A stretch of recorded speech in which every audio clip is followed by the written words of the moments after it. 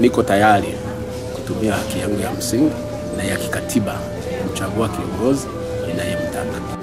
Ninaona kidogo wanawakitisha wakina mama wenye watoto, wale wazee kidogo wanaenda sawa.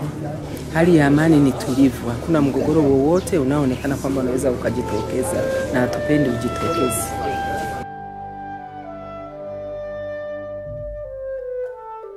Haki ya kidemokrasia, kama wananchi wamesema wewe sio wanayekutaka, maana yake kuna mwingine wanayemtaka.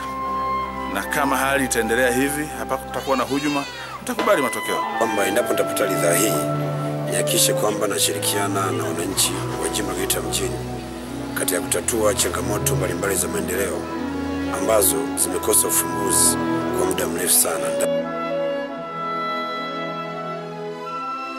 Mpaka sasa hivi hali ya usalama, ikiwa ni pamoja na maandalizi mazima ya uchaguzi mkuu, yameenda vizuri kwa vituo 272 na hakuna matatizo makubwa ambayo yanapelekea tume au mimi mwenyewe kufanya mabadiliko yoyote.